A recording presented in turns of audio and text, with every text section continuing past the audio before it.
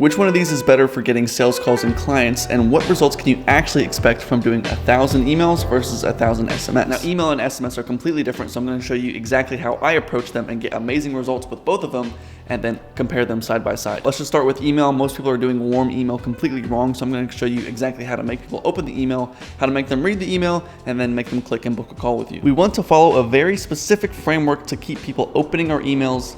And why is there a helicopter flying over my house? Kobe, is that you? We want to get people to open our emails, read our emails, and actually click and buy, right? So how do we do this? The first thing we need to focus on is obviously the headline. This is where everything starts. Please don't look at what everybody else is doing. Everybody's saying quick question. Every time I see quick question in my inbox, I want to throw up. So the subject headline needs to relate to whatever's in the email. We want to make it almost impossible to not click the email because of how good the subject headline is.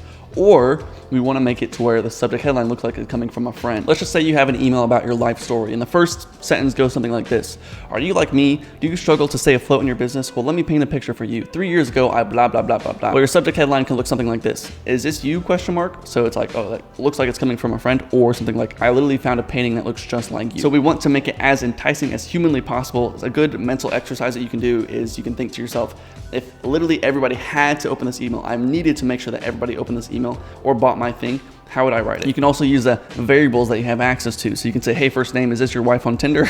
Or I just got access to your company's bank account. And sometimes it's just best to come up with a subject headline before you do anything else, because honestly, that's the most important part. If you could spend 5 hours on your email copy and no one cares, because if they're not gonna click the email, they're not gonna read the email. And you might be thinking to yourself, how do we get something like that, like a subject headline like that, to actually work in an email? Well, you just wanna play into it. So if you said, is this your wife on Tinder? And then your email can be something like, let's talk about things that we would never wanna see. We never want to see our girl with another man. We never want to see our bank account go negative. And then you just keep going into your email. Another one you could do is, I got access to your company's bank account, and I'm about to explode your bank account by using this new TikTok strategy. We've used this for all our clients, and we've gotten blah, blah, blah results. So we can make it as absurd as possible and then play into it with whatever email we want to write. Now, when we're actually writing emails, we want to use the GOE framework. And the GOE framework is grab their attention, get their attention on the...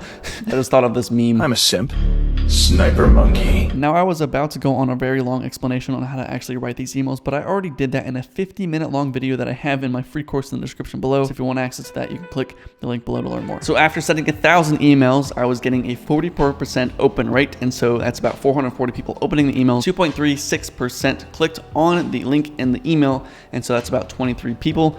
And then 0.4% booked a call with me. So about 4 people booked a call out of the 1,000 emails. And now let's get into what results you can get from 1,000 SMS. Now, by sending 1,000 SMS, we cannot see an open rate at all because we don't have that metric, but based on the industry average, 98% of SMS are opened, which is crazy, 98%. Now, I see a lot of people missing out on SMS. Like, there is so much potential within it and nobody's using it. Like, everybody has an email opt-in, but they do not have the SMS opt-in with their freebies or their forms. I guarantee you, if you do it the way that I'm about to teach you, it'll bring you so much more revenue. And SMS is like the complete opposite of email. So we need to understand how to use it, because I see a lot of people making crucial mistakes when sending out text messages. Now, we have to look at SMS from the prospect's eyes. So the first thing they're seeing is a string of numbers that they have never seen before. They do not recognize it, and almost all the cold text that they receive from anybody else is just some sort of phishing scam that has a bait link that's like, hey, your Amazon package arrived, click here to confirm, you know? So we need to go into the text knowing this information and diffuse the situation. And so I always send text as if it's as human as possible. And so we don't want to go in salesy at all, because then it'll automatically trigger something in their mind like this is a scam. You know? So sometimes in the first sentence, I'm usually just apologizing. So I'll say something like, hey, first name, this is Carson. I'm really sorry for reaching out this way. I know this is really unprofessional. And also, I like to use a girl name a lot of the times, because usually if you're using a guy name, they'll call your mother every name in the book. But if you're using a girl name, they're way much nicer. They're way more open to a conversation. And so we just changed Carson into Amy. The next thing we want to do is we're just going to go straight into the pitch. Now, we do not want to do, by any means, we do not want to make it look salesy at all. I just have a lot of clients and friends that'll come to me and they say, oh, my SMS isn't working. And I'll look at their SMS and it just says something like, do you want to learn how to grow your business to over $1 million with absolutely no money down? Like, it obviously sounds salesy. No one actually talks that way. And so we always want to make it like it's just a friend talking to another friend. Like, how would you actually tell this to a friend? So I say something like, hey, I can bring you 17 clients that need your coaching service this month if you're interested. I don't do any paid ads or anything, LOL. Now, anytime we send SMS, we do not want to send any links, because a link equals spam in their eyes. And also, they do not want to hold a conversation with a string of numbers that they don't know. So every one of these texts needs to end with a yes or no question. So we would end off this text by saying, are you free to chat sometime this week, or are you free to chat Monday? And now all they have to do is say yes or no. A lot of times people will say, who is this, or what company are you with? And then my response is always my name. I'll say my company name and or my website, and then I'll reiterate my offer again, just say it again, right? And then I'll ask another yes or no question, but this time just be more specific. So I'll say something like, are you free to chat Monday at 10 a.m. EST? Now in this text, it's crucial that we put, if we're putting a specific time, we put it in their time zone. So if they're in Seattle, they're PST, we wanna put it in the PST time zone because we wanna make this frictionless, easy. All they have to do is say yes or no. If they say yes, you can say, okay, great, I'll call you then. And if you're trying to do a Zoom call, then what you can say is, what's a good email to send a Zoom invite to? Or make it a yes or no question. If you already have their email, you can say, is this a good email to send a Zoom invite to? And then you put their email in there. And if they say yes, then you just book the call for them. So out of 1,000 texts, my response rate is usually 20 to 40%. That's 200 to 400 people.